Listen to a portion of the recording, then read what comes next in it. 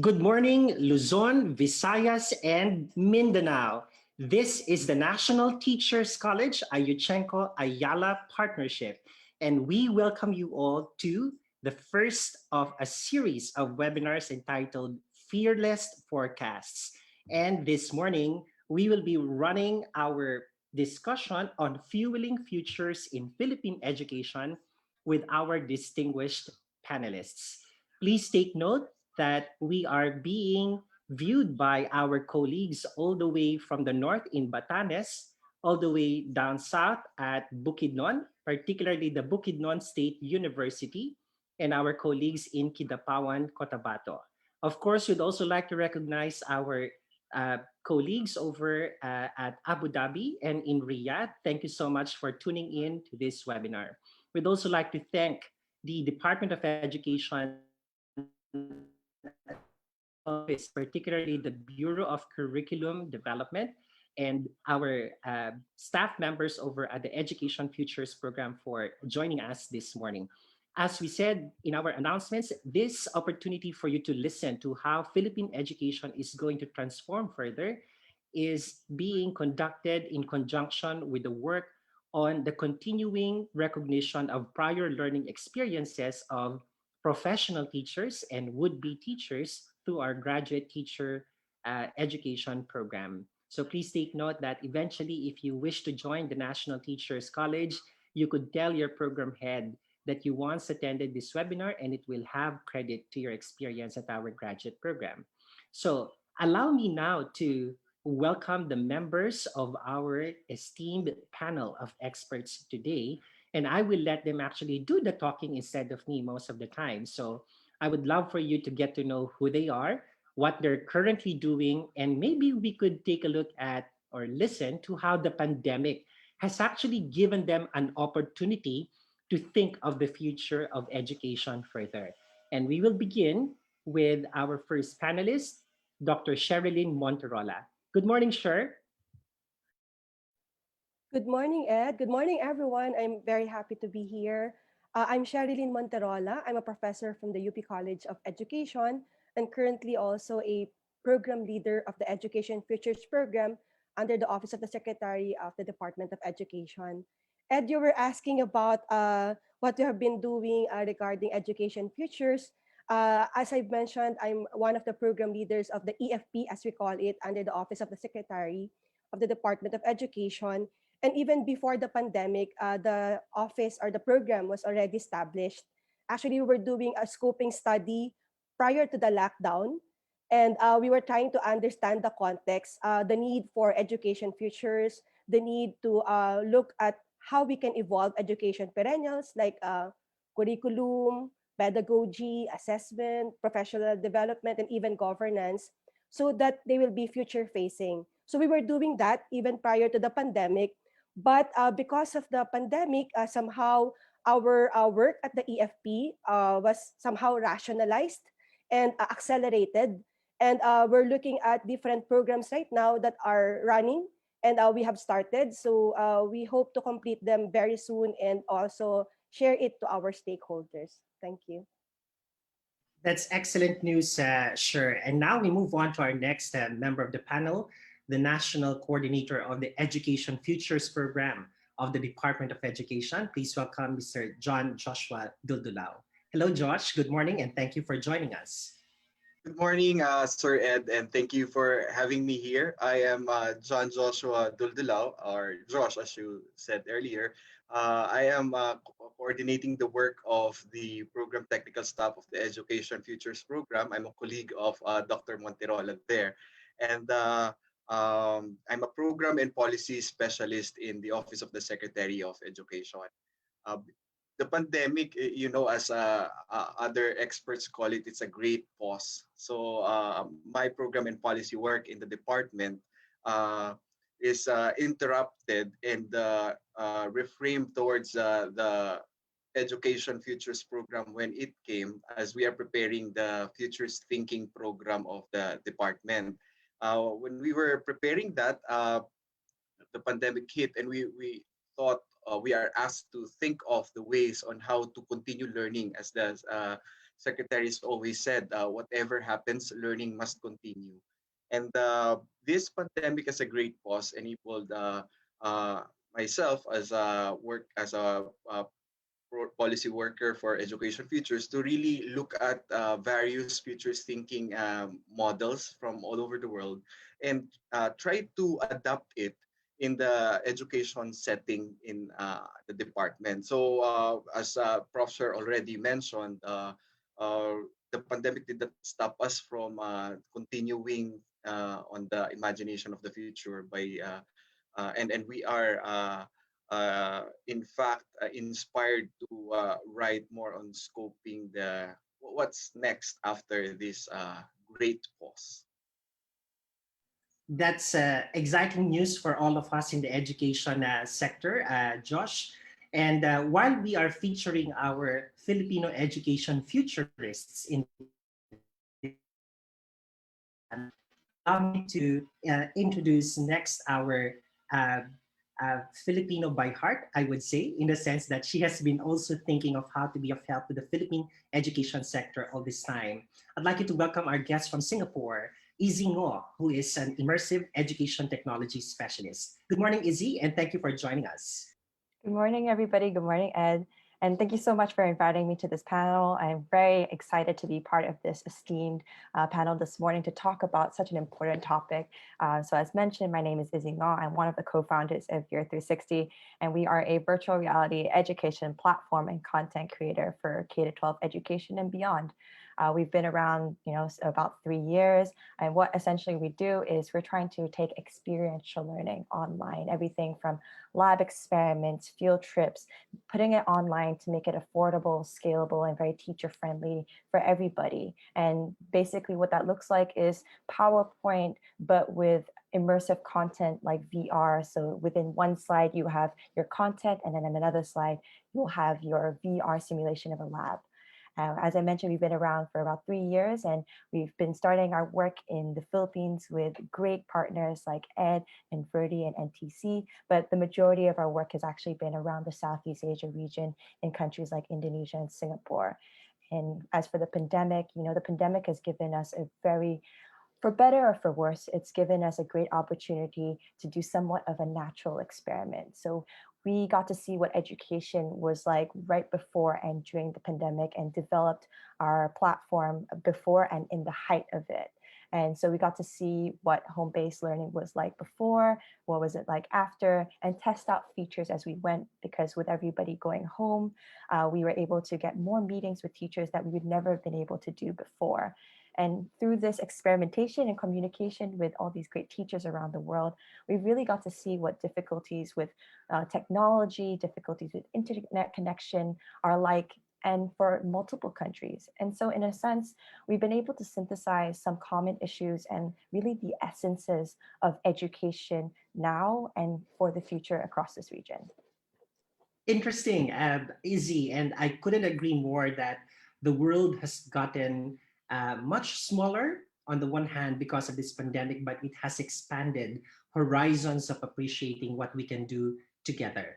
And speaking of doing things together, our final member of the panel is someone who has really championed the spirit of collaboration between and among professionals, agencies, and networks. Please welcome the Dean of the School of Teacher Education of National Teachers College, an educational technology specialist himself, Dr. Ferdinand Pitagan. Good morning, Dean Ferds. Good morning, Ed, and good morning to our distinguished panel. We would like to thank everyone for taking time to attend our webinar at NTC.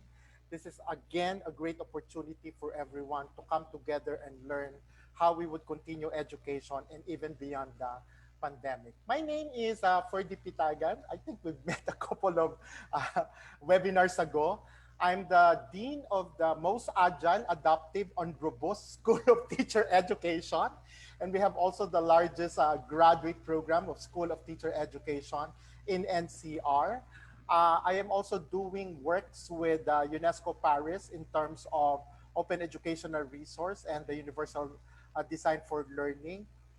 We want to put forth a more inclusive OER. DepEd has come up with the OER Commons, and we want to put policies and standards. which, by the way, I'm doing also with some organization and coming up with the standardized policies and implementation for the use of digital resource. I'm also connected with ASEAN partners through the leadership of Janko Japan in coming forth with publications on the continuation of education. So this has been a very busy year for all of us. There are a lot of difficulties and challenges, but as our distinguished panel would surmise, we would rise above this. And this is a great opportunity again to come together and put the critical thinking heads on how we could continue education collectively. Thank you very much once again, everyone. So there you have it, ladies and gentlemen, our esteemed members of our panel this morning.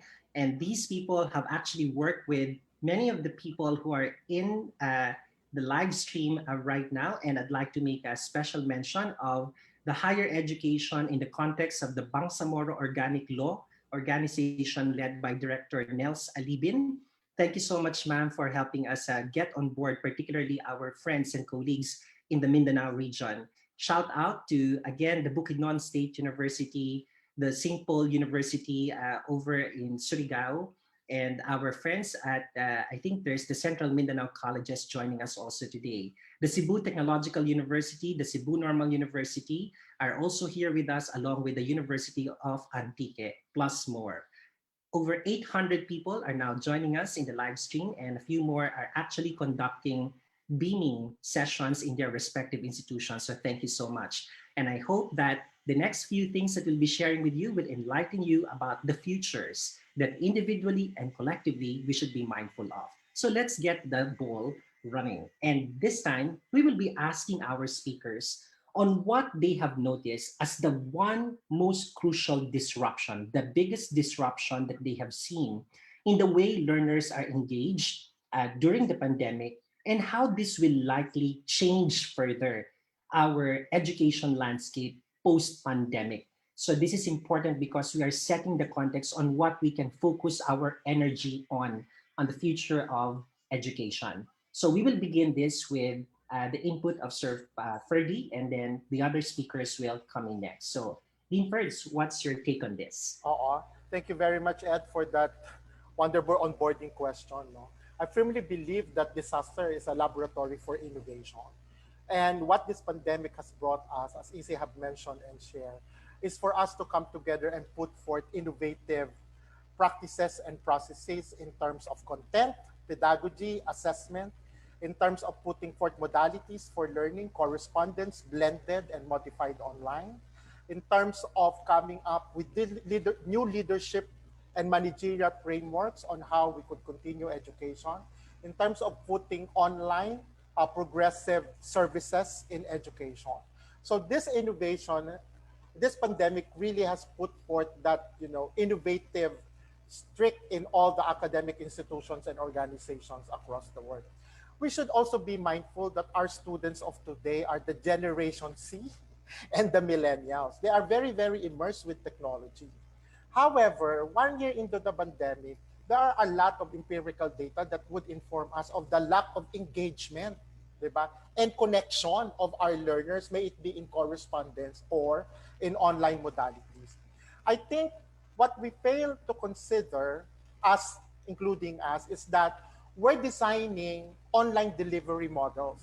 It's like it's like a school bus of delivery. We deliver content, we deliver assessment, we deliver services. What we fail to recognize is that in order to sustain the next generation of technology integration, it should focus more on learning rather than technology.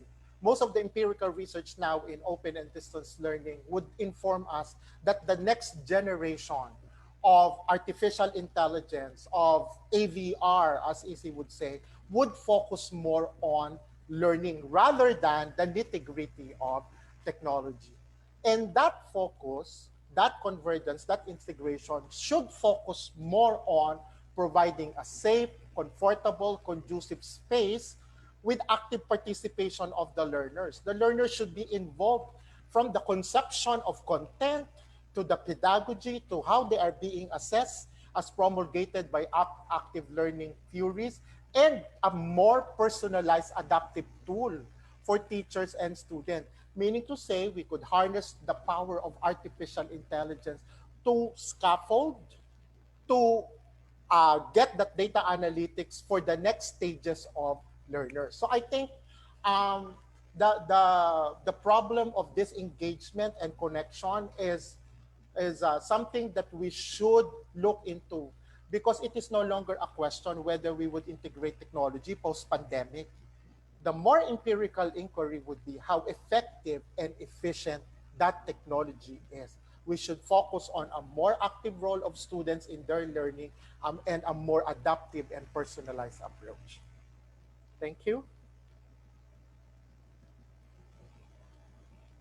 Over to you, Izzy. Yeah, absolutely. I could not agree more with what Ferdy has said. And I just want to pick up on some of the points and add some of my own. So I think for what we've been seeing at Veer 360, the major disruptions have really been kind of twofold. So firstly, as what Ferdy was saying, is really kind of the mediation of technology and education. And secondly, would be decentralization of education. So on the mediation of technology in education, as Ferdy was saying, is that now is a time where we see that technology is more than just technology, and we see it as opportunities to learn and learning tools, for better or for worse, of course, because we know with the integration of technology in education, that also highlights inequities to access to technology and other infrastructures such as internet access. But at the same time, because technology is so prolific, it is being able to democratize access to education in ways that we really would never have been able to imagine otherwise. And on top of that, there are really changing attitudes towards what kinds of technology are considered efficacious in education. And I think that they've been changing for more pro-technology attitudes. For example, extensions of our life like TikTok, things that are very integrated into young people's lives are now being seen as educational tools for teachers. They create TikTok dances to make chemistry more engaging. And I think that this is one of those things that will last and sustain post-pandemic, because it is just such a natural thing for us. But on decentralization, the story may appear slightly more different, because with everybody going home and using technology, of course there are more areas and avenues for people to learn, but it has also introduced difficulties with regard to asynchronous learning. For better or for worse, again, right now people have the opportunities to learn at their own pace and to seek more resources that better fit their learning styles, which is fantastic. But again, internet technology, infrastructure access is posing some kind of issues. But there's other aspects of decentralization, in particular, the reintroduction of parents into the formal education of students. It is no longer alone the role of teachers and administration to take care of the kids' education. Parents and communities need to be involved again. And this crystallizes the fact for me that education is a social process, is a social phenomena at the end of the day. And it's so much more than just learning facts. It's about how to be a person, how to be a member of society, which is absolutely nearly impossible in isolation. So for me, this is actually somewhat unclear whether or not the decentralization of education will sustain, because so many other systems like working parents and other things like that will be able to sustain this kind of decentralization of education. From Easy, we turn to Josh, and this time from the perspective of someone working with the ministry will be very crucial. Josh, go ahead. Thank you, Sir Ed, and I like the way Dean and Easy put their comments into the disruption that they see due to COVID-19. But in the Department of Education, I'd like to share and have a step backward. In the Department of Education, in the context of COVID-19, our concern is the magnitude of moving and congregating learners, teachers, and education personnel nationwide. And in the sense, it's like the traditional mindset of learning in schools. And because of the school closures due to COVID-19, it affected 30%, almost 30% of the population, 27 million learners, a million teachers and personnel, and other private school teachers and personnel affected because of the national policy on school closure, opening, reopening, and the continuity of learning. So having said that, the biggest disruption is on the classroom learning, where students and learners are both physically present in the classroom, and where there are opportunities for active engagement, immediate feedback, and socio-emotional development of learners. We also recognize that COVID-19 introduced other strains of inequities, and these are mentioned by Easy and Dean first earlier, that these inequities may include and other among others connectivity, the cost of mobile use, bandwidth of our internet connections here in the Philippines, the digital capacity, the availability of and capacity for providing learning support at home, and physical availability of parents or learning facilitators who may be daily wage earners and who need to be at work. So these are all disrupted by the pandemic. But I think if we could consider a good disruption is our mindset on how kids learn or how our learners learn. With the pandemic, before the pandemic, we thought that our learners would only learn inside the school with the aid of the teachers. But right now, we saw that learners can also learn on their own pace at home and with personalized learning, as what our previous speaker said. So how will this likely be sustained? On the matter of classroom closures or school closures, I think you see that the department is initiating dialogues on how to safely reopen classes, and there are initiatives on piloting this safe school reopening. And the learning modality is being reinvented in the Department of Education, and we're really looking at ways how to deliver learning in post-pandemic manner that would really make our learners be adaptive and flexible to the times. I would like to jump off from what Josh was saying, because probably this the advantage that we're working together in the same program. And I would like to take off from what he said about the mindset. So one of the greatest pivot that has to take place because of this great disruption in learning is that having that mindset of learning to flourish. This is actually the principle that we are trying to advance in the Education Futures program. Circumstances are very difficult right now, very challenging. We need to adapt, we need to pivot, we need to transition. And having that mindset of, being able to flourish, whether circumstances are favorable, you need to work on your potential still, despite, the difficulties that you encounter. So it's very important, and it's something that we need to sustain even beyond the pandemic. So learning to flourish, being able to thrive in whatever circumstances that you are in, being able to roll with the punches, soften the blow, whatever you receive. And I think that with that mindset, we'll be able to navigate whatever disruptions that will come our way in the future. Thank you. After listening to our four resource persons talk about the general context right now, I feel that our graduate school students in the call should feel very lucky.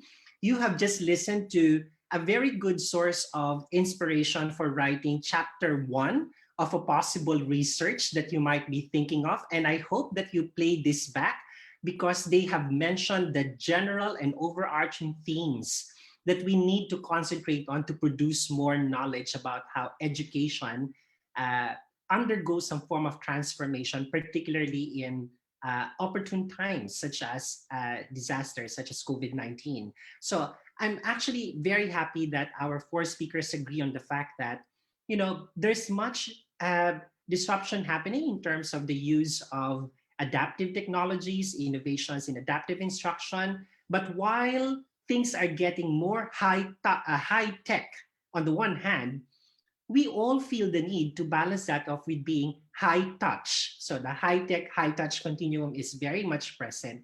And I think that's something that we could continue to study. And I'd like to tell the group that with over 1,000 live viewers right now, this webinar, this is the biggest live viewership that we've had so far. I think it has sparked interest, particularly if I tell you that our major universities are represented right now, all the way from the University of Northern Philippines in, I think this is in Vigan, in the Ilocos region. Then we also have the Bohol Island State University, the Davao Doctors College, the Mindanao State University System, St. Teresa's College of Tandag in North Cotabato, and Santa Elena College in Camarines Norte.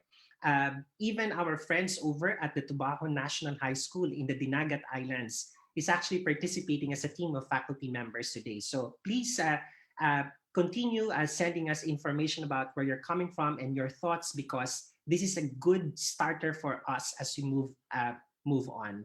Now, speaking of our next segment, where our speakers will now look at granular information on what else changed in our landscape and how these changes will define that type of future that we see for Philippine education or education all over the globe for that matter.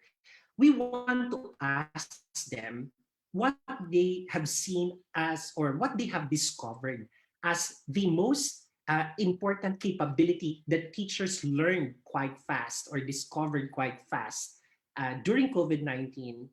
And how do you think will this herald the rise of a new generation of teacher innovators? Wow, so everyone in this call, we could safely say they're wanting to become teacher innovators. But let's ask the perspective of our distinguished guests what they think about their discovery as the most important capabilities of the teachers we have at the moment. So to start the ball rolling, we will call on Izzy. So Izzy, what do you think? That's a really great question. And I think that, this question highlights how wonderful and dedicated and just so underappreciated teachers are in around the world, not just in the Philippines. And I think a really great way to kind of look into that is in the case of looking at older teachers. A lot of teachers in the education space are obviously a little bit older, have been in the education space for a very long time, have sometimes been lifelong teachers, and so have seen the waves of new technologies and new methodologies incorporated into the education system. And sometimes, there's also the stereotype that older teachers are somewhat less willing to try new technologies, a little bit more abhorrent towards them. But in fact, what we've been seeing is that, some of the biggest champions that we've had around Southeast Asia have been older teachers.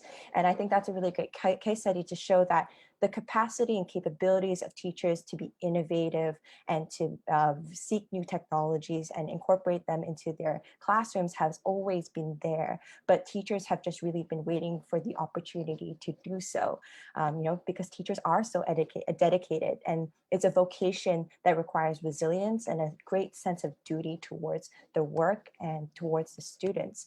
But at the same time, and older teachers will know this best, is that education and being a teacher is a very thankless job where you are overworked, you're beholden to everybody, to parents, to students, supervisors, administrators, and the system at large. You are the punching bag for almost everybody, and also seen as the person to kind of be the beacon of light going forward. And so this larger system that a lot of teachers find themselves in is one that is kind of against innovation sometimes, and sometimes sees technology as frivolous or just a nice to have. And they often receive backlash when going to try to incorporate technologies into the education system. So what the pandemic has really done is actually disrupted the system at large and given teachers kind of the license to finally try out stuff and rebuild the teaching system at large. In a sense, it has really unleashed teachers' capabilities and natural innate innovativeness, and reframe the conversation of technology and education as no longer just being niche, but as a must have. Because really, at the end of the day, best teachers' capabilities is their dedication towards students. And they will, because of that dedication, they will always find a way. Now they've just given the opportunity and license to use technology as a way to do that.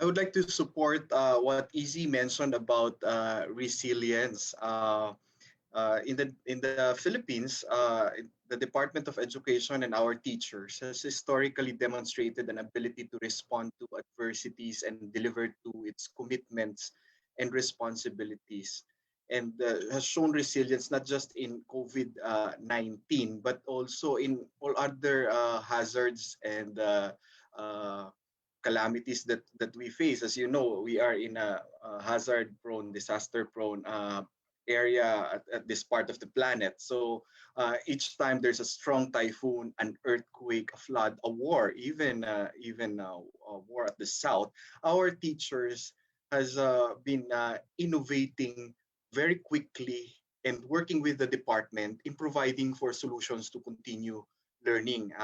What are those responses? Learners, personnel, and schools were provided with support for uh, repairs for the physical learning space, psychological first aid, and temporary learning spaces. Partnership have also been leveraged to provide support to the education system's efforts to ensure learning continuity. And I'd like to share this. You are asking for discoveries, or Edno. So I think it's a eureka moment for me when we found out at the central office level what the initiatives are at the field office and at the schools, um, without even the general framework on how to address the learning continuity during pandemic. Our teachers are already thinking, well, how are we gonna push through with school year 2020 2021? There are ideas that come up that you would say that it's always been there, but the teachers are now having the opportunity to operationalize it at their respective schools. Like you know about the school in a box, the school in a bag.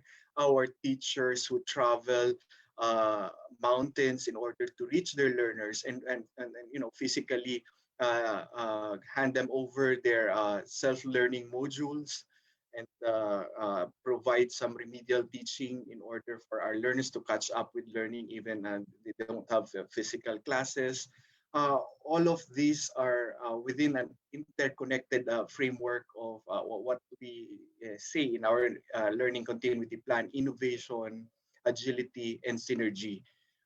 So you saw the innovative strategies. And in fact, for example, on technology, we know that not all areas in the Philippines are technologically savvy. But in one area at the south, and I think it's in the schools division of Sarangani, I've always been mentioning this. Our field personnel have thought of using digital technology, even with their problem of interconnected to major telecom players in the country. So they set up a local area network in their schools division office, wherein all that is been covered by the bandwidth of that effort can download all the learning materials that they would use in class. So you see, these are innovations, and then the speed to which these innovations happen during the pandemic is shows demonstrates our teachers and our field personnel and our DepEd personnel's agility. And at the large scale, you see the synergy of these education actors working together, not just within DepEd, but in partnership with private sector organizations who are really concerned about learning. Um, Easy mentioned earlier, and Josh already mentioned about resilience, which is one of the greatest, most incredible actually capability or capacity of teachers during this pandemic.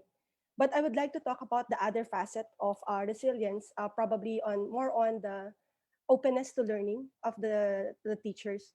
They themselves demonstrated this quite a lot during this pandemic, trying to learn how to do OBS, trying to learn how to do modules, trying to navigate LMS, how to develop modules rapidly, very, very rapidly. And I think this is a great quality that we have to really ride on in the coming years. This actually also culminates to what you call this collective efficacy of teachers, believing that whenever they work together, whenever they learn together, being open to learn new things, acquire new skills, then they will be able to really help out their students. And this is something that we cannot take away from them. It's something that make teachers great, and being able to make also great students out of the learners that we have right now. I'd also like to point out that things are already starting on the ground with regards to this. I'd like to mention the work of USEC DADS from the curriculum instruction department, looking at establishing what you call the circle of innovators.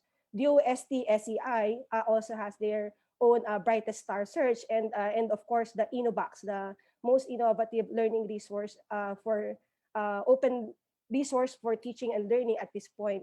So there are different tractions regarding this, and displaying the capacity of teachers to learn openly, to acquire new skills, and to have this belief together that they can collectively influence student learning. Thank you.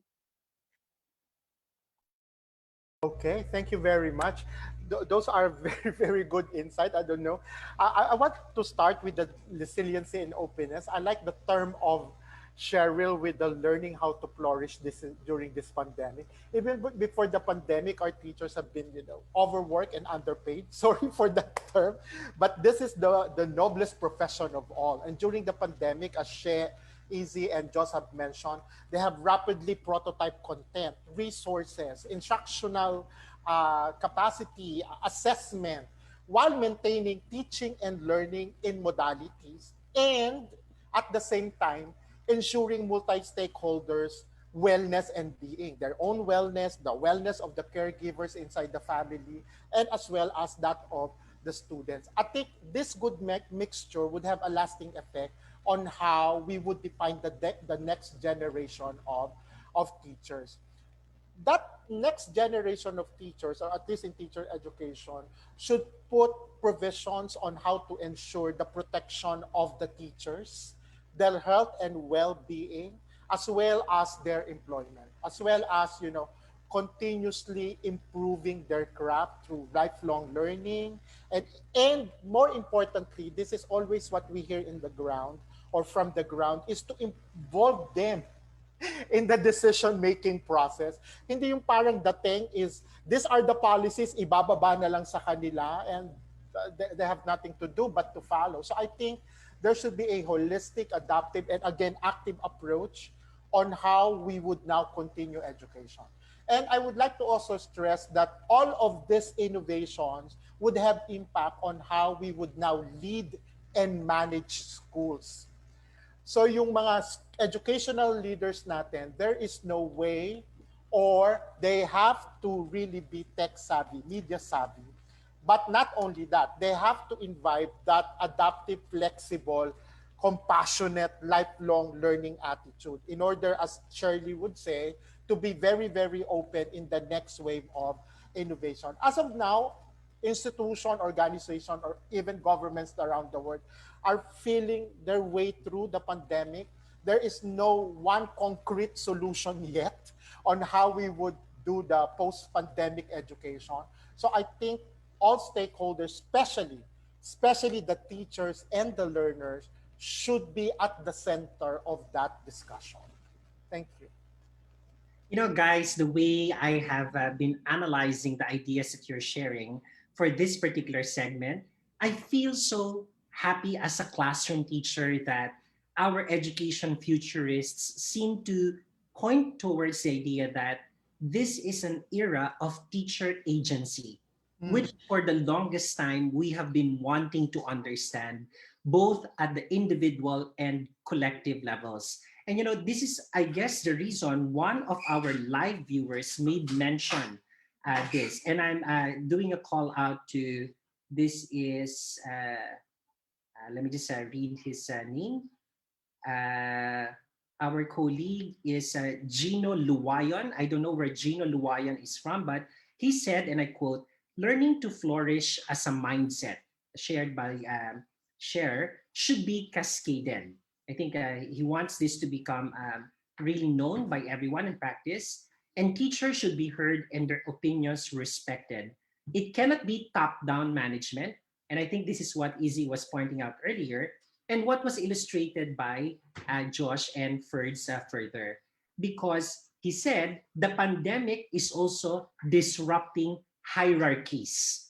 I think this is a very powerful statement. And I'm going to ask Josh, who works with our Department of Education, do you think the disruption of hierarchies is really a necessity so that that license to innovate, as Izzy mentioned, can really be exercised better by our teachers? So what's your perspective, Josh?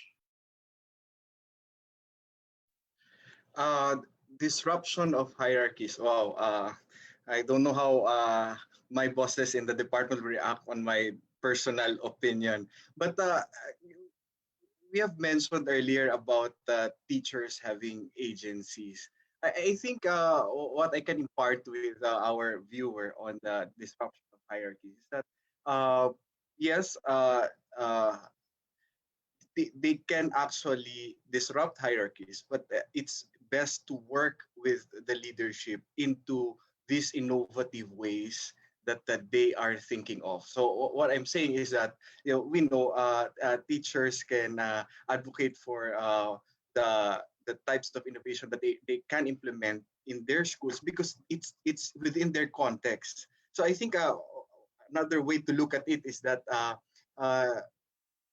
it is not necessary to wait for the central office in order for the teachers and the school administrators to think of the context of their localities.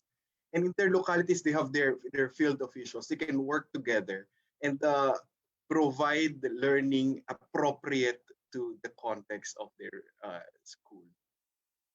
I like how you phrased that, Josh. Instead of countering hierarchies, why don't you just build alliances, stronger alliances, right? And I think in her global work, Izzy has seen how, yes, on the one hand, asking what the hierarchy can disrupt or how it can be disrupted a little, but at the same time, how do you unify agencies, teachers, collaborators, and the like will be crucial. Izzy, would you have any recollection of an example how these disruptions in hierarchical thinking work, but it didn't mean that you have to counter entirely the leadership or whatever that can create more confusion instead of unification. Izzy, would you be able to shed light into this? Yeah, absolutely. And I just really want to echo what Josh is saying. It's not really a disruption of hierarchy, more of a change in culture and attitudes towards what it means to bring in new techniques and technologies into the classroom. So, for example, we work with a primary school here in Singapore, and with primary school students, the learning is arguably a little bit more risky because there's so much at stake when working with young students. And a lot of times working with younger students entails basically caregiving. And so what has been really fantastic with that primary school is that actually the principal was the person who wanted to herald bringing technology and VR and AR into their classroom. And by taking the lead and making that example of what it means to be innovative really just set the tone for the rest of the community, the rest of the teachers, and not even just teaching staff but also non-teaching staff. And so, for example, in that school, the gardener is now saying, hey, why don't we help the students do an urban farm inside the school, and let's do something completely brand new. And so, to echo what everyone has been saying, it's that in this one example, as you can see, is that it really is leadership needs to be able to set the tone and really provide an example, but not in a way that is over strangling and allows, as Sharon was saying, just like have a attitude of flourishing to be nurtured within everybody because it's already innate. It's just waiting to happen. Thanks, Izzy and Josh. I think you have explained quite well what we are wanting to communicate, that yes, we will try to disrupt mindsets, cultures, the way of doing things, but it doesn't mean we will revolt against existing structures just to make sure these changes happen. I think that's one pitfall of people who think that innovation should be so disruptive to the point of disrupting relationships as well. So I think that's one very good call out that our two speakers have provided us today. Now, if you notice, our four speakers have made mention of adaptations, capabilities, and innovations happening in the ground. And when I say innovations, these are the very things experienced by the likes of Aklan Catholic College, who's actually joining us in the live audience, and as well as my number one fan, my mom, who is also a teacher. She just told me, "Why aren't you greeting me? I'm actually in the live scene." Yes, Nanay, I can see you. And thank you so much for joining us. She's my number one innovator, I tell you. And of course, our friends also at the University of Northeastern Philippines over at Iriga City in the Bicol region. Thank you so much for joining us. And I think the kind of stories that they have, institutional stories, once put together, can mean a lot to document our journey towards the future. So, hint to our graduate school students, narrative studies on how these individual teachers and institutions are going through all these struggles will be a very potent source of information on how we could craft further the future of research in education. And since Ferdy made mention the adaptations also of school leaders, that's a very important dimension of the entire transition. How are our school leaders changing in terms of their competencies, dispositions, and attitudes as well about leadership? That's an important part of this equation. I very much like what Josh was earlier saying. I wonder how those leaders in the division of was it Siargao? I think it's Siargao that he mentioned. It's important to listen to them, how they discovered new aspects of leadership. Now, it appears that there are a lot of changes, meaningful ones happening. But I wonder how these changes will actually come together to reconfigure this time the very learning spaces and communities where our stakeholders are part of. It could mean the physical classroom, the physical school, or probably the relational environment. How will those learning spaces and communities change post pandemic? Because I think we are seeing indications they are likely going to change further. Oh, thank you so much, Josh. That's Sarangani, that's not Siargao. But we have people from St. Paul University in Siargao joining us. Okay, so there you go. I confused them. So we will now hear from our distinguished speakers. Now, this is the fearless forecast part. How do they see classrooms, schools, and the offices making up the schools, the relational ecosystem, the Department of Education? Will we have a monolithic Department of Education still post-pandemic? How will industries come in? How will these communities come to the fore? So we're now very much willing to listen what these futurists have in mind. And we shall begin with Sher. Sure. Thank you, Ed, for that. For bringing to the fore the question about learning space, because we already talked about learners, teachers, and now we're focusing on learning space. And this is something that we are currently working on at the Education Futures program, trying to redefine, reimagine the concept of learning space. And two things that we are trying to advance also with regards to learning space and trying to co-create this. Definition of learning space is that first we can think of learning space as a habitat. If For our science students, you've heard about habitat, a place where organisms live and wherein the conditions and environmental conditions are able to support the survival of an organism. So we can think of learning space as a habitat of learners, a space for which support the learning of acquisition of knowledge, skills, and also development of attitudes and dispositions of our learners. So if we think about it that way, then we can think of learning space as something that is boundless, something that is expansive. So as long as we have that idea that it should support the learning of the individual, of the learners, okay? And so in that aspect, we can think of learning space as not just, the formal learning space that we know of, or, the non-formal learning spaces and the informal learning spaces. But we can also think of it as, learning spaces can be physical, can be digital, can be blended. So that actually opens up the perspective on learning space as a habitat. Another thing is that learning space is a part of being a habitat, is a part of a larger ecosystem. So you have the learning ecosystem, and again in science, when you talk about ecosystem, there's what you have there's what you call a biotic component, the organisms, the community of organisms. Now you also have the abiotic components, which are soil, water, and other elements in the environment that support survival. So if you think about it in terms of learning ecosystem, so the biotic or the organic components would be the organisms, the community of individuals, organizations, institutions, private entities, non-government businesses, even learning service providers, education product developers. All of them are very important in the learning ecosystem. So there's what you call a call for them to participate and support learning. And of course, the other factors would be the abiotic one would be tools, resources, and technology. So all of these coming together to really reimagine learning space as a habitat and as a part of a bigger learning ecosystem. Thank you. Thank you very much, Shed.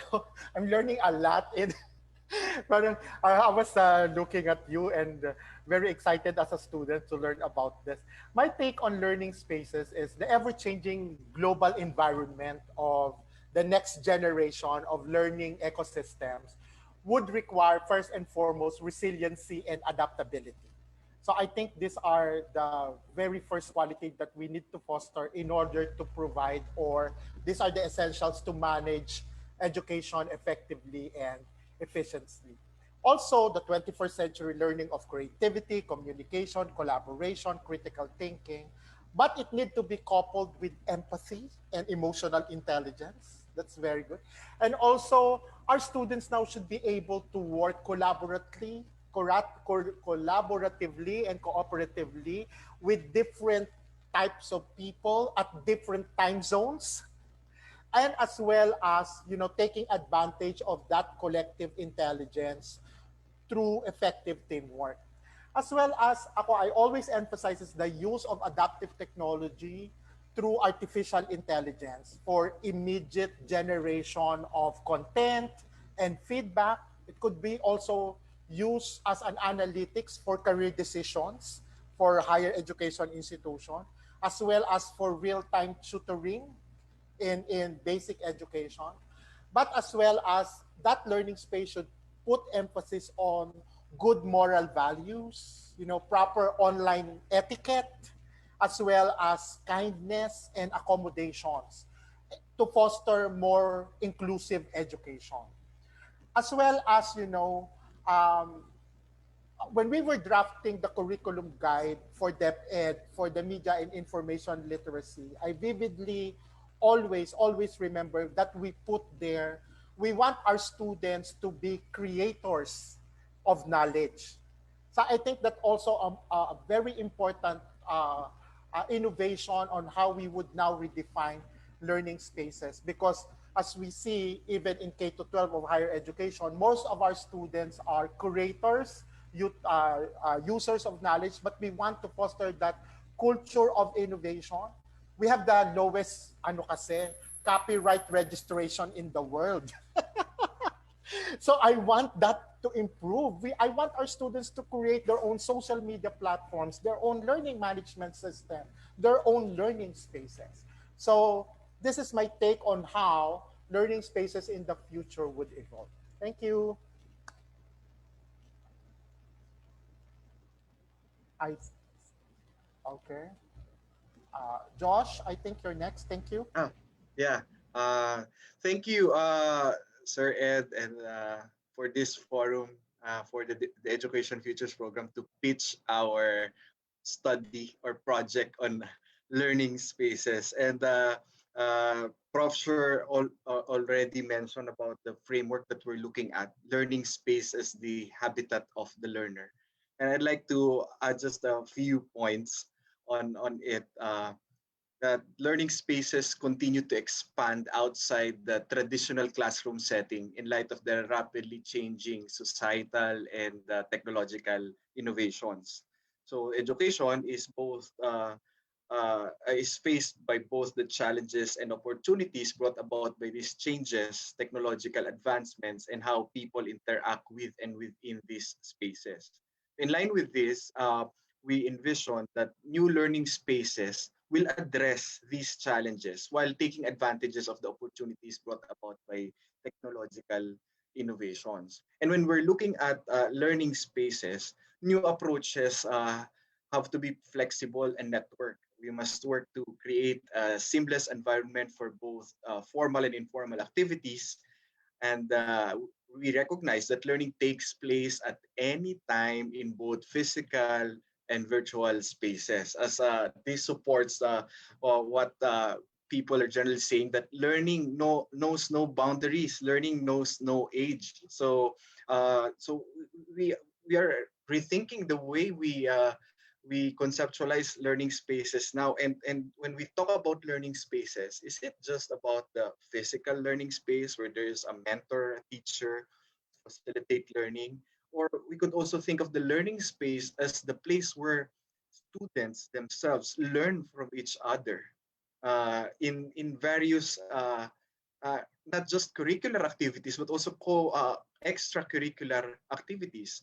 Yung are learning spaces just confined within the school or also within the community? Like in one forum, we have heard that an assertion that since we are a maritime country, why don't we allow our students to go out and explore the sea or the waters that surround us and discover themselves what makes our nation a maritime nation and a strong nation.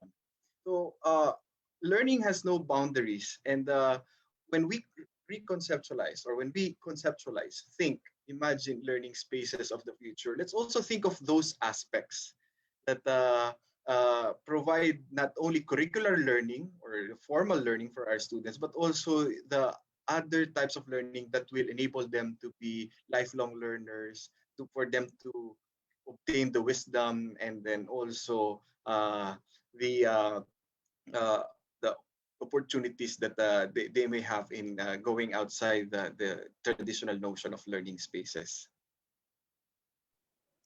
Yeah.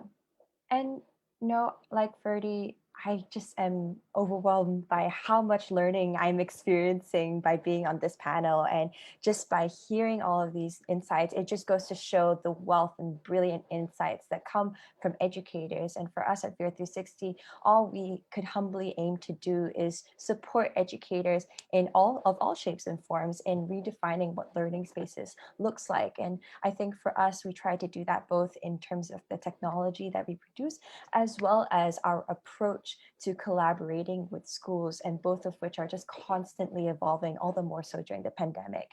In terms of our technology and the DNA of the product that we've developed, this is where we can really see this disruption of learning spaces in, for example, in forms of experiential learning. We are working together with schools to redefine what does it mean to do a lab experiment? What does it mean to do an internship? What does it mean to learn how to cook and bake, etc.? Instead of going to a lab, now you have a VR simulation of the lab. And in partnership with this, is we also are seeing a disruption of what it means to have materials and the time and space to learn. Now, students with us are able to have access to the laboratory, not just during school hours, but also at home at any time, anywhere. And this can only be possible through the kinds of collaborations and our approach to working with great institutions like NTC, for example, and pioneering what education could look like in the Philippines for a whole nation, which is fantastic. And when we work with schools, it's really about this speaks to the earlier conversation that we had about disrupting hierarchies and changing cultures towards innovation, which is that we work with schools to really figure out what does everybody think about what techniques should look like, what content should look like. And it's an incredibly iterative, didactic process where we think that everybody's really having a say. And we can only hope that in the future this would also include learners, which will be our next steps, right, Ed and Ferdy? So I'm very excited for all of these things, and we can only hope that these can continue in the future. Right. If you were listening to our panelists, they have specifically clarified that our traditional notion of learning spaces and communities, that would definitely change in the upcoming future that they have talked about.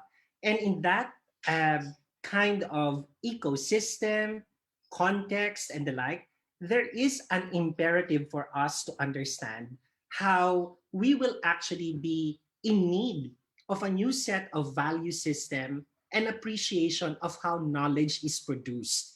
And I think this is one reason it was very good for one of or some of our members of our the live audience to articulate a few thoughts. One of them said, for example, Monriche Basero of Miriam College made mention that it should be a balance of creating new contexts and making sure that there are guides within those contexts to ensure that learning will succeed. On the other hand, another member of our audience said that this is Hyacinth Grace, where she said, learning spaces, yep, it's a habitat of learners. And the way to actually maximize that is to make sure that when we look at the habitat, we must always concentrate on specific and emerging needs of the learners. But the thing is, we don't have appreciation of what will emerge as needs, let's say by the end of March, and needs that will happen or appear by the end of April or by the end of 2021 and the like. And because of that, can I ask our two panelists, and these are Sher and Ferdy, what do you think will be necessary in our process of anticipating needs and changes? Ferdy made mention maybe AI is a solution or data analytics, but in the ground, what can be a good are good mechanisms for teachers and leaders to become more mindful and responsive to those emerging needs. Maybe we could begin with Ferds. Ferds, what do you think? During this 1 year into the pandemic on how we continue education, I think there really is a need to upskill, multi-skill, and reskill all teachers on how we would continue the education post-pandemic. Before the pandemic, technology is an option. Whether you integrate it or not, it's up to you. It is the decision of the teacher inside the classroom.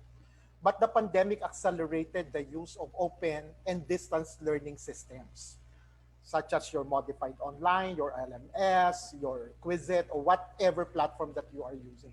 And I think a large number of our teachers are not fully prepared or very well trained on how we could integrate this technology to heighten learning. Case in point, our teachers are migrating what they're doing in traditional face-to-face classroom into synchronous sessions. Meaning to say, the good morning, teacher would lecture for 30 minutes, some question and answer, then assignment, and that's it. That's online learning. I think there should be a conscious effort from the Department of Education and multi-stakeholders from our organization that technology integration goes beyond PowerPoint presentation, goes beyond showing of multi-video materials from Khan Academy, or some sort of interaction with the material. So there is really a need so that we would affect the next generation of learning spaces to articulate what would be the direction of learning in terms of technology integration and train, reskill, upskill, and multi-skills the teachers on the ground on how to affect the change. Kasi right now, parang we were caught unaware. Ito na yung pandemic, we have to rapidly prototype. And that's okay. I think our teachers are doing the best that they can. And 1 year into the pandemic, this is really an opportune time to think, rethink, and multi-think, if you will, on how we would now reskill, multi-skill, and upskill our teachers to continue. Because I think technology would stay even after the pandemic, in post-pandemic education. So first, what I gathered from you is that those multi-skilling, upskilling, reskilling opportunities can heighten the sensitivity of teachers to find out what else they can provide as a response to the needs, right? Yes. So yes. it's a training perspective. That's good to hear, no? Yes. So this time, let's listen to Sher on her perspective on this matter. From my end, I would like to circle back to what I was saying earlier about, openness to learning. Because it really boils down to that, no, being able, because if you're open to learn, that actually disregards hierarchy, because you don't just listen to the boss, you also listen to your colleague, you also listen to your students. And so by being open to learn about, more of the different stakeholders that you are collaborating with or working with, you're also somehow able to really understand their context. And somehow that understanding of the context will ground how you actually develop your lessons, how you develop your programs, for example, if it's a school level, or even how you connect to your division if you're working with your leaders within the school's division. So it's very important that that openness to learning is embedded within the culture of the organization, so that you have that learning and development as a learning and development perspective. It's actually happening now. So sorry, Eda, I've always been referring to what DEP is already doing, so that I just want to highlight that there are already things that are in place. It's just a matter of reinforcing them. It's just a matter of really articulating that they are there, and putting them into proper perspective. So there's what you call the school learning action cell. There's the inset. And so these are manifestations of what you call the perspective towards learning and development. But sometimes it has to start very small. If, for example, the school doesn't have enough resources to invite several speakers. But because of these webinars like NTC is doing and the other organizations are doing, they can actually weave this into their learning and development.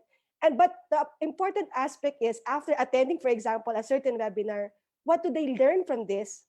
What can we do about this together as an institution, probably as a department? And so what are our action items after this? So I'm not sure if I'm making sense, but those are the different pieces that I would like to point out regarding this. Thank you. Uh, It makes perfect sense, sure, and first that you articulated those things. For the longest time, it's been a mystery to people. How come not much seems to be happening in the space or change is happening when in fact we have too many trainings being conducted? And I tell you, this week alone, public school teachers have had, I think, uh, a long roster of trainings to attend virtually, but they're probably not taking time to actually reflect on those things after they have gone through the opportunity. Like right now, I'm very happy. There's over 1,000 live viewers Mm-mm. thinking through with us, and the FB stream is actually very noisy right now, especially as they pick up those things that you have mentioned. They're talking about the the pitfalls of some learning management systems. They're not talking among each other, but you're right. I think the best thing to do is that long after the opportunity to be trained or reskilled has been completed, you should continue Mm. the discussion and the discovery process. You could use the learning action cells, or if you don't want the lacks, probably you could start forming your own study groups in your respective schools, because that alone is an indication you have appreciation of the continuity of professional development as integral to reshaping learning spaces. Well, I think I've said something that might be part of the next webinar that we will be conducting on the real space for continuity of professional learning for teachers. And I think this is something that was also shared by two of our participants, one from the University, at the Virgen Milagrosa University Foundation in Pangasinan, the University of Luzon, and a couple more of universities represented that today. Now, if they talked about those items that they think will change in our learning spaces, I'm excited for the next segment, because this is one way of triggering further the gene of innovation in all our participants and the people participating here. No? Because here's the thing, at NTC Graduate School, we have two ways of you reaching the terminal stage of your uh, graduate degree. Number one is for you to pursue the regular route of a thesis or a dissertation. But NTC has started a new approach to determining how much you can manifest acquired knowledge and emerging knowledge in your specialization through what we call an impact project or an IP.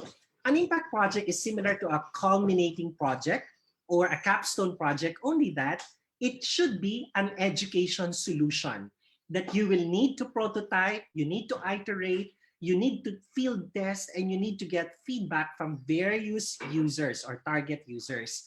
And by introducing that, we are seeing that there are more teacher innovators out there who could really contribute to crafting alternative futures. But as we always say, it's best to listen to people who by themselves actually have done these projects or initiatives. That's why we will now give each of our panelists an opportunity to share with us their ongoing innovation initiatives related to the goal of, thinking about or rethinking or reimagining the future of education. And the first who will be sharing what they are currently doing is, of course, my colleague, Ferds. So, Ferdy, what are you proud that we have done as a Uh, reconfiguring that future? we have thank you, Ed, thank you very much. um, at NTC, as I will call it, we are in constant perpetual innovation mode since the pandemic in March last year. The pandemic was declared, I think it was March 11. We have already formulated our SEA, as we call it, as the continuity lesson plan on how we would conduct now classes. And after some empirical gathering of data, we migrated it to ASEA, and we expanded it uh, continuously by soliciting feedback from students, from teachers, and even from our leaders. At present, we have migrated uh, correspondence module and modified online by keeping the standards of the two into congruency. It means to say that even if you are in module education, it doesn't necessarily mean that you are disadvantaged because you don't have any online connectivity. It would have the same content, the same assessment, the same references. We also formulated the cycle-based education for our graduate school and for the undergrad. We have integrated assessments. We also provided extended opportunities for those who do have uh, problems with connectivity. We also tap the power of open educational resources.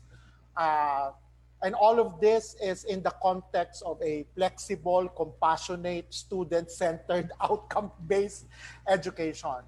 And one of the niche that we are very, very proud of is that synergy, that continuous collaboration with industry partners. We have micro-credentialing by LinkedIn Learning for our graduate programs. As Easy have mentioned, we are now in collaboration with VIR 360 in order to take the next level of resources into something augmented reality or virtual reality level. And at the same time, um, we are constantly evaluating our curriculum to, to be informed by our industry partners and experts from the field.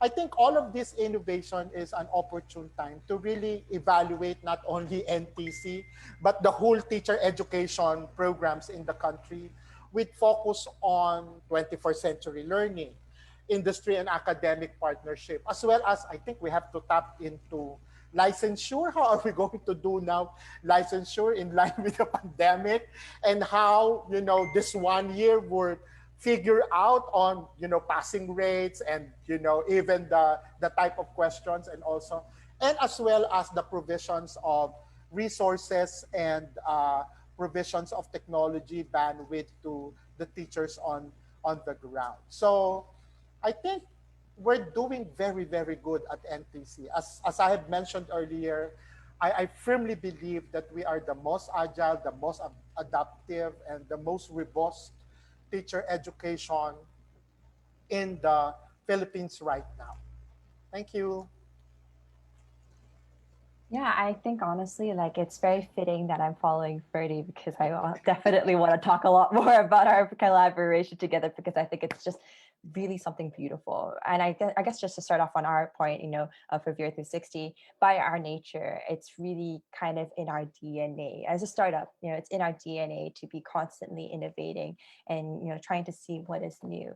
But it's only really in collaboration with teachers right now that does that innovative willingness and spark become a reality. But to speak more about Year 360 first, we really are trying to be the frontiers, the pioneers of innovation through a couple of different offerings that we provide.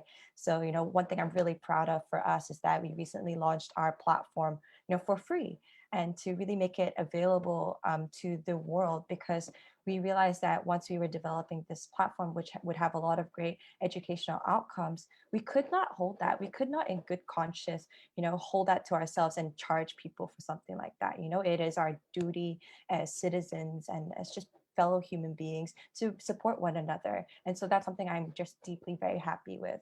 And then secondly, our content co-creation partnerships where we work with schools to collaborate and develop syllabi length and content for the entire syllabi. So, VR simulations for the entire science curriculum, for example. But what I'm, particularly proud of in this regard is really the fact that we target both traditional topics in education, but also non-traditional topics. So, so we talk about education in sciences or, in HRM or, business, for example, but we also do a lot of content creation for social issues education and for social topics that are dear to my heart, such as mental health education, using VR as a tool to develop empathy, as Freddie was talking about, in the general populace, using VR as a tool to have first-person perspectives of different lives outside of yourselves to make you a more well-rounded human being. And so we're just incredibly lucky that we are working during the pandemic and are able to work with pioneering schools like NTC and working with schools at a time where innovation is kind of ripe and ready. And to speak more about NTC and our partnership with you guys, it's just been a really humbling process just to support you all in being able to redefine what education looks like and being able to hear from all the teachers' perspectives and get a deeper understanding of what the nature of what it means to be a teacher is like. So all I can really hope for in the future is that we just continue to work with more and more schools and deepen our involvement in the revolution of education. So this forum that we have, this webinar that we have, Sir Ed, is not only a really good learning opportunity for our audience, but also for ourselves. And uh, the partnership that we could start, because the initiatives are really great, and you know, it's inspiring to to take part in each and every endeavor, because we know and we believe that embedding futures thinking in basic education in or the part of the Department of Education is critical for human flourishing. It equips our learners who are stewards of the future and as next generation leaders and nation builders with the proper knowledge, skills, and dispositions to thrive and prosper in diverse scenarios. Having said that, mainstreaming futures thinking begin with our teachers and school leaders within the basic education system. So here in our program, the Education Futures program, we have several initiatives and we clustered them into three main objectives. The first is on communication and advocacy of futures thinking. We are reviewing existing literature now on futures thinking, and not just in education but also in policy making. We're creating these resources to be made available to the public. Hopefully, we could launch that uh, online platform very soon, so we can share all of this to you. And then we will be having a roadshow of our scoping study, which Prof. Sher earlier mentioned. And with the leadership of Prof. Sher in the Education Futures program, we are developing a pilot professional development program on futures thinking for educators. So that's on communicating and advocating futures thinking. Our second which we think communication and advocacy on future thinking is the foundation of futures work. So and we have two pillars. The first pillar is on imagining and describing the futures of basic education, where we will conduct an international futures conference with global futurists from all over the world to answer what the secretary would want to impart to everyone. What does the future hold? So before we can think on how education could help us achieve that future, let us describe first what's the future that we're looking at. So we're trying to invite the likes of Professor Yuval Noah Harari and other futurists who will help us look at different aspects of the future, like technology futures, the futures of the economy, and the futures of delivering education, the experts like Peter Bishop. So we'd like to have that and impart to our audience what does the future hold. Earlier, we've mentioned about the study on the future of learning spaces. And we also have an ongoing study on the review of educational assessments uh, in the past, like the Education Commission report of 1994 and the Monroe report, and all the assessments of the education system. And this study will look back to move forward our basic education system. Then the other pillar on our education futures work is the development of strategies, interventions, and policies for education futures. So here is the professional development program, and we have ongoing artificial intelligence-based system project to improve student learning performance in large-scale assessments and to assist in learning and development interventions for teachers. All of this, I will ask my colleague, Prof. Sher, to expound on all of these programs because we're really working together for this. All of these are for the outcome of preparing the basic education system for possible futures and preparing futures ready learners. Thank you, Josh, no, for introducing our the major programs of the Education Futures Program, or the EFP. I would like to elaborate more on the last programs that Josh mentioned about our collaboration with AIM, the Asian Institute of Management, for particularly the MS Data Science program. We're working on an AI-based, it's actually AI-based intervention strategies. One for improving our performance in large-scale assessment, and then the other one is on creating an intelligent learning and development system for our public school teachers. One thing that underpins this idea is that we were veering away from a one size fits all solution, especially for the PD, the professional development of teachers. So you can think of the last program or project as something like a Netflix of training courses for teachers. So you consider the profile of teachers, you consider the prior trainings attended by the teachers, and then you line up or you recommend training courses that will further strengthen the competency of the teacher, and again working alongside or being aligned with the Philippine professional standards for teachers, the different domains that a teacher has to actually comply with. And I would also like to emphasize that these two projects that we're working on bring us to what you call collaboration with stakeholders and also within the Department of Education. I'd like to pay homage to our the relevant bureaus and agencies that we are working on these two projects, like for example, NAYAP, and also the Planning Office under the leadership of Director Roger. And then we're also working with BEA, with Director Benito. We're also working with BHROD. So it's actually several programs bringing together the different bureaus and the different agencies. And then aside from working with external partners like AIM and other potential stakeholders who are interested in the problems that we are working on. Thank you.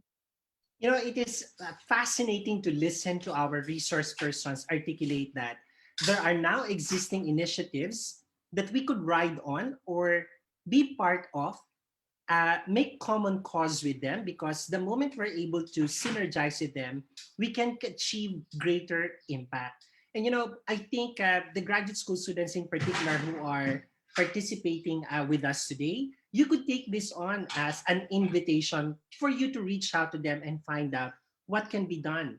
The same is true for service providers and product developers such as Veer 360, you may want to reach out to them and lend your expertise about content curation or development, or to contextualize further resources. This is the way by which the desired futures we have been talking about since the start of this webinar will likely take better shape.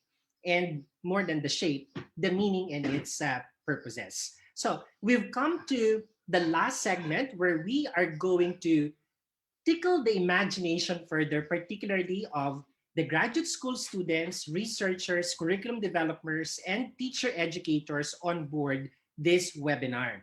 Because our four distinguished speakers will now tell us their response to the question on what can graduate teacher education students do to fuel futures. So it's a pluralistic concept in Philippine education.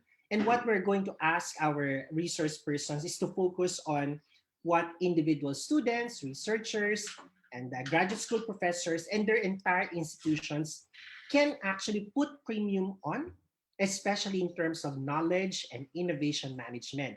And if you are still in our live stream, please write down any questions that you may want. Please do not consider this as a form of research advising, but more of seeking inspiration on what you can do.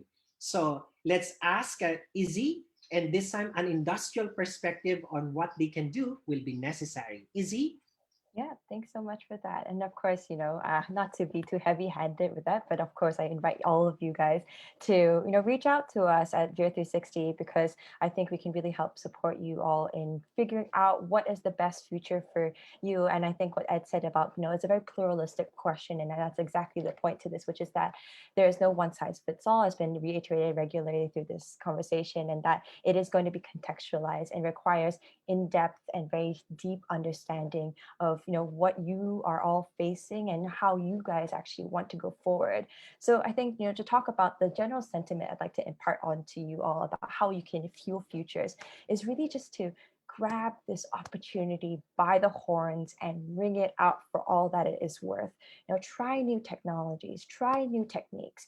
You are the future of education and learning. And so I cannot stress enough how much you have the space and the power to make changes right now. And also just dare to be bold in your trying of the new technologies and techniques. Try technologies that and specifically cherish the very things that have been lost as a result of the pandemic. Things like experiential learning, things like mental health education, social skills education, things that were once seen as nice to haves, but now kind of undoubtedly are very, very essential. And so, because this is one of the rare times where the rule book on what is good education or what is the right way to teach has been completely kind of thrown out the window. But at the same time, we are highlighting the essences of what education should really be. So I think just to make it really short, this is a time to experiment and command the change of education system. I like the way Easy put it that this is the time to experiment. I perfectly agree with Easy. Um, the current situation that we're in actually opened a lot of doors for us to innovate, to try out, and then there's no fear for you to fail because you can always cite that it's baseline information. Okay, you have to start somewhere. You have to understand the context and so on. But kidding aside, I would like to say that there are a lot of things to work on. Easy mentioned about the different aspects. Like, for example, you can work on tools, you can work on technologies, you can work on platforms. But also on the other side, of course, when it comes to innovation, you can also think of that as another learning opportunity. So that opens the door for what curriculum will support that, what materials will support that, what forms of assessment will support that, and of course, what metrics in terms of skills, knowledge, and dispositions or attitude would you offer there?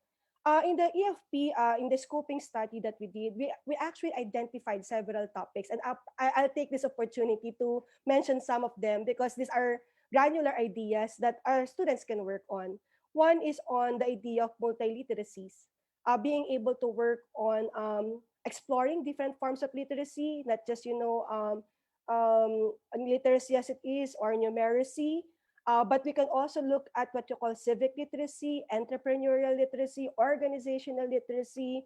You also have what you call financial literacy and health literacy, and so on. Another thing that we emphasize in the scoping study is that because if we look at what's happening right now and the future of work, one of the intuitive things that are actually arising is that there's this emphasis on the STEM competencies that will really impact the world of work, the future of work.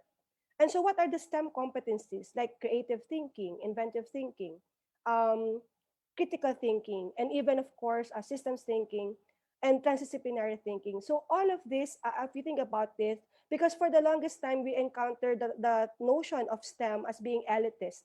But right now, we have other works about, there's this direction about, there's direction of TESDA and ILO regarding the STEMification or the integration of STEM in Tibet, meaning to say that the STEM competencies are actually recognized to be intuitive in the future of work. And so workers, learners, adult learners have to upskill and somehow learn how to actually work on developing these STEM competencies. They always say that there's what you call the hidden STEM economy. And so the technicians and technologies are actually also expected to, level up. And some of this will actually be attributed to their acquisition of STEM competencies.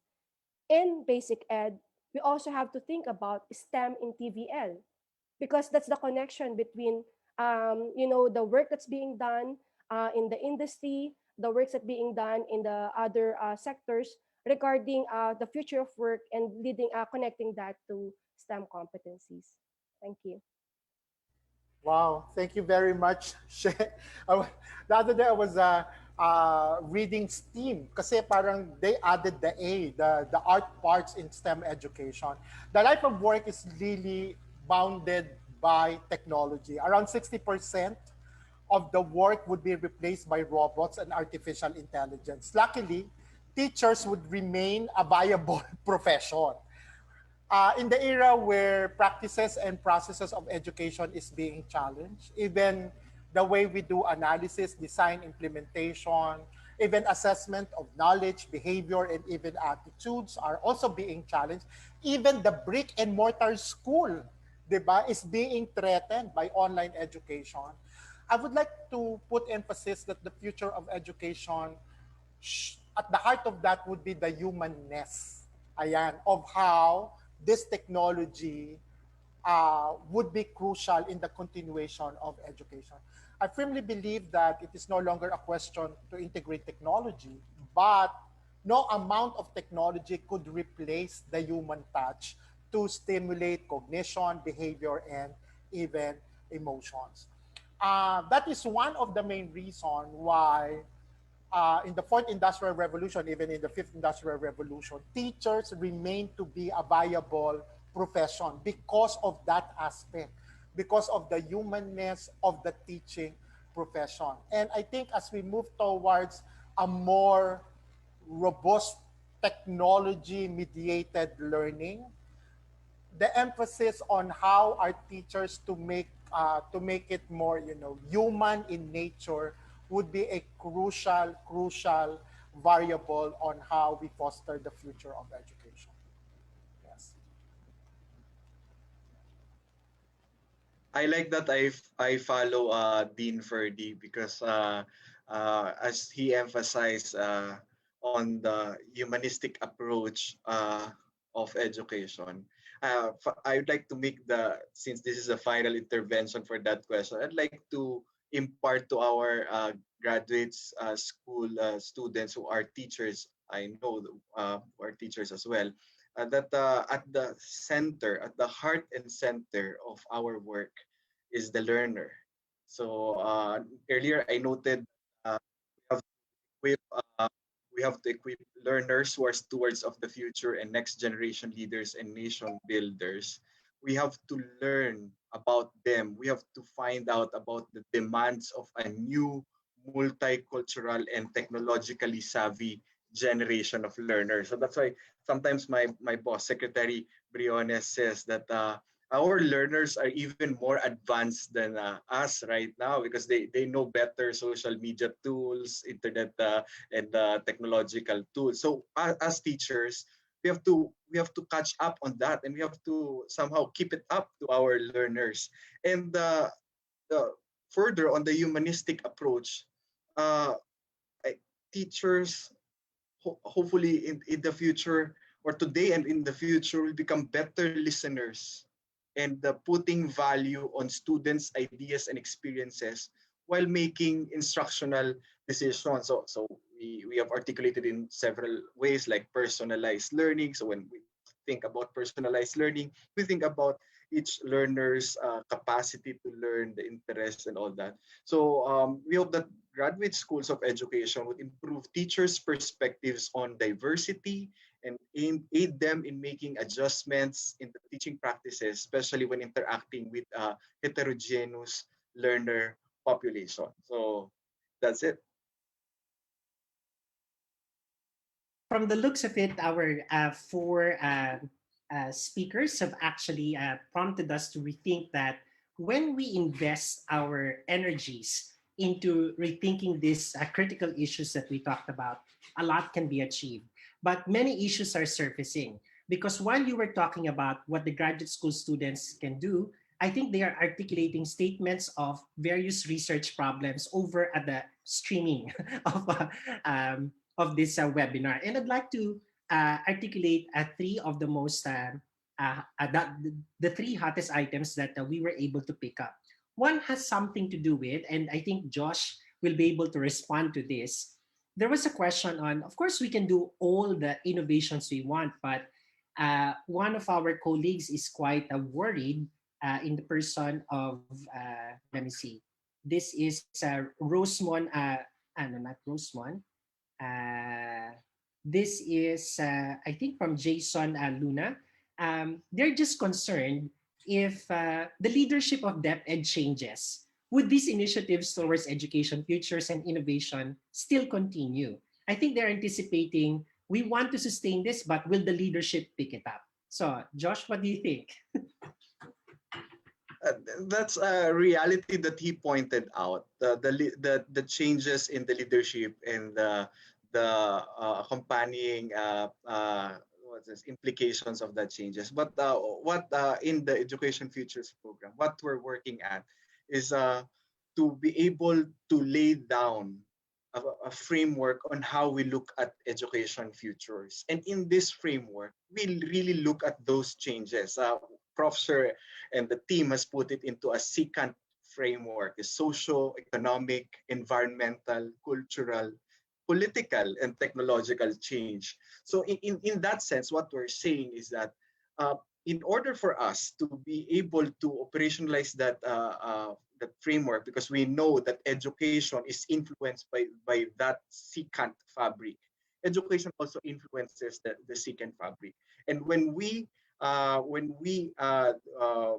look at this framework, we work for sustainability.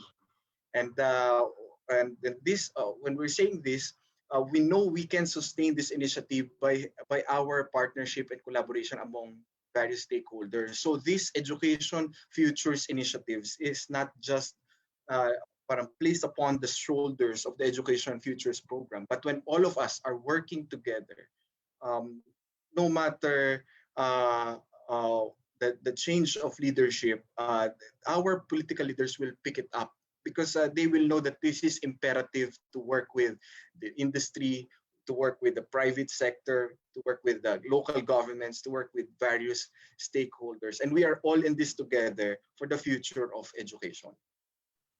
I think that's a very powerful assertion that you made there.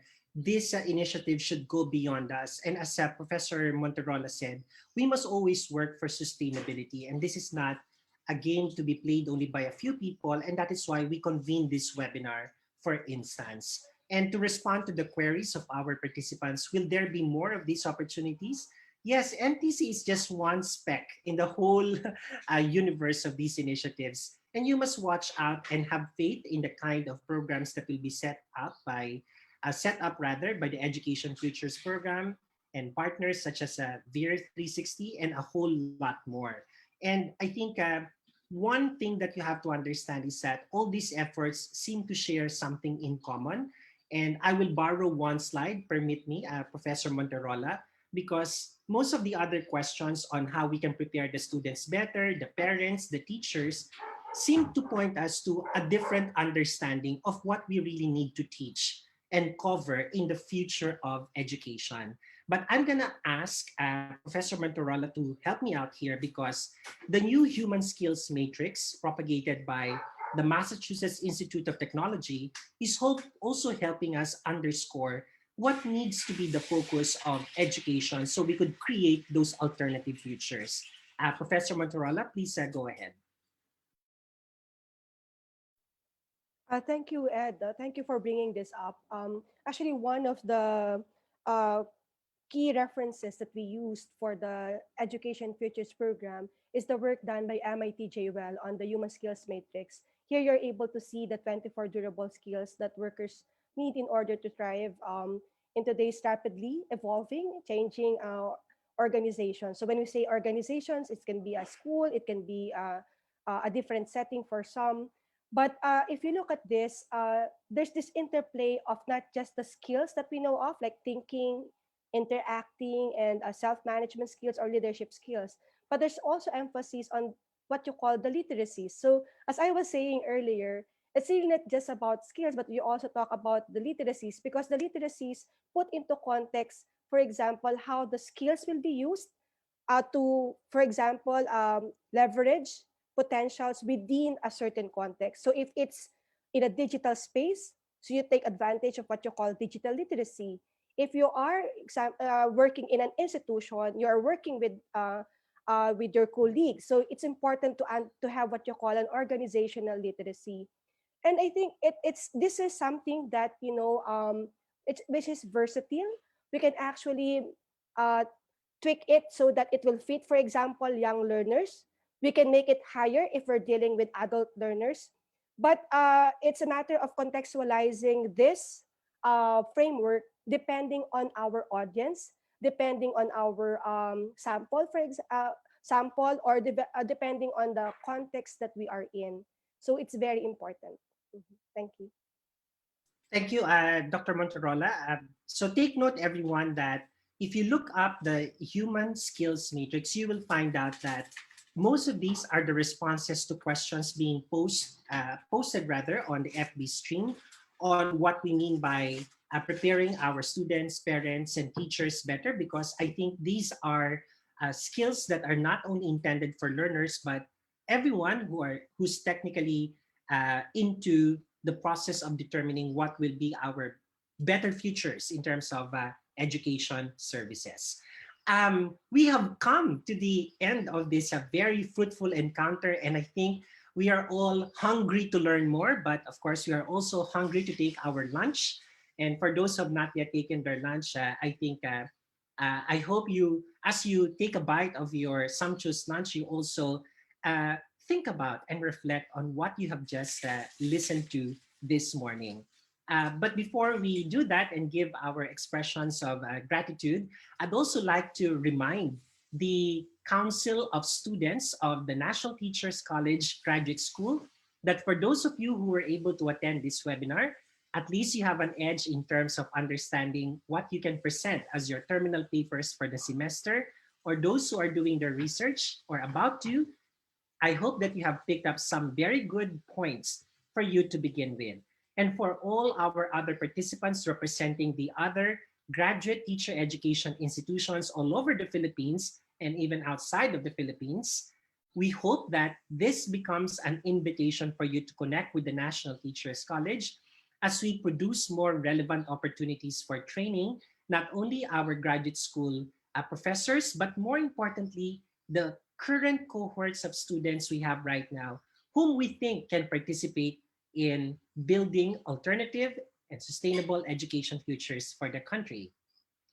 I'd like to also make mention that we have on board today one of our distinguished Metrobank outstanding teachers, Dr. Norni Mikayabas from the Bukidnon State University, who has expressed her appreciation of the very futuristic disposition and may I say, she said, practical approach to how to arrive or get to those futures. Thank you, Dr. Mikayabas, and for encouraging your students to join us.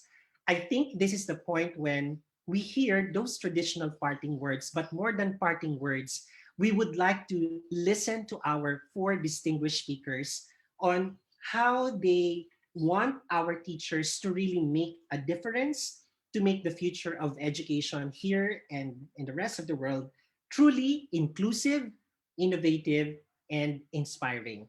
This is your last chance to start a good form of revolution. So please take it away, and we are going to begin with the coordinator of the Education Futures program of the Department of Education. You have our support. Josh, please go ahead.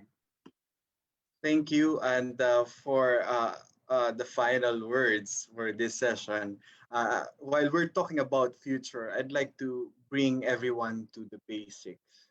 And when I mean bring everyone to the basics, go back to the humanity within us. And this would say without saying that we have to go beyond the strictly utilitarian approach to produce human capital in the economy as purpose of education. So as part of this like final remarks, I'd like to note that I learned the value of education from my parents, who are both public school teachers, and from whom I have seen the importance of the formation of empowered young Filipinos who can engage in meaningful change in society and the country. And that's how I view our public school teachers. So to cap the remarks, I'd like to share with you what I've read, and this is one of my favorite books, entitled "The Courage to Teach" by Parker J. Palmer. He said that good teaching cannot be reduced to technique. Good teaching comes from the identity and the integrity of the teacher. I am a teacher at heart, and there are moments in the classroom when I can hardly hold the joy, when my students and I discover uncharted territory to explore, when the pathway out of a thicket opens up before us, when our experience is illumined by the lightning life of the mind, then teaching is the finest work that I know. I encourage everyone, all of the teachers that are listening here and all the education workers, let us put our heart into the work that we do and think that when we put our heart into the work that we do, all the innovation, all the responses to adversities will come and follow and will bring us and set us forth towards a brighter future. Thank you.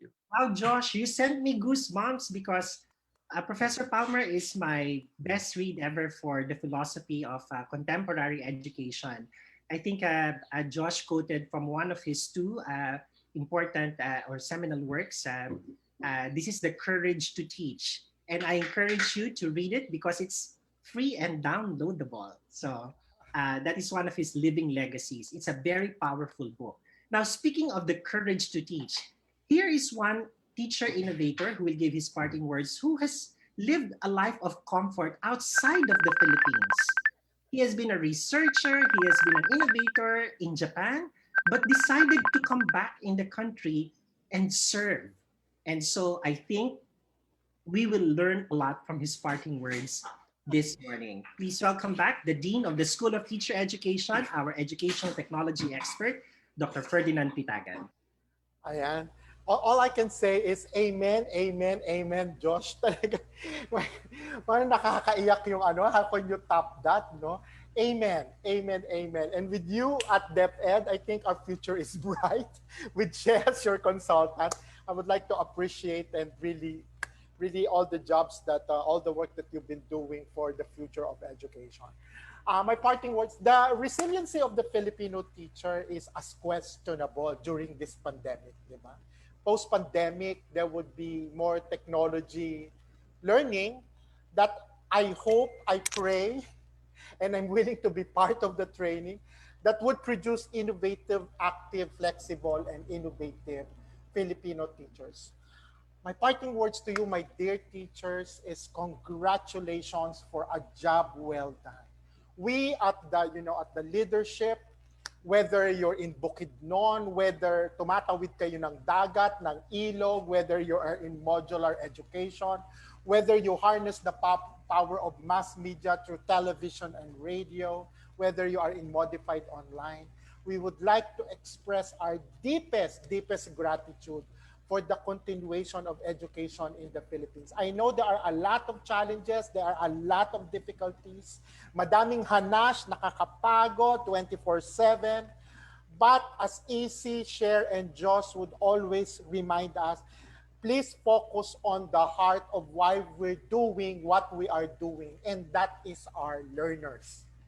That is our students. And again, thank you very much for a job well done. And hopefully, post-pandemic, we would harness our collective learning and put it into actionable plan that will provide, a more, a safer environment to everyone, a more agile, a more adaptive learning environment, not only for the teachers, but as not only for the student, but as well as for the teachers. And mabuhay ang Pilipinong guro, mabuhay ang Pilipinas. Maraming salamat. I thought I heard the campaign that Ferdy will lead in preparation for the national election 2022. Thank you. That the candidates in 2022 should be well versed in the futures of Philippine education. Yes. Amen. Amen.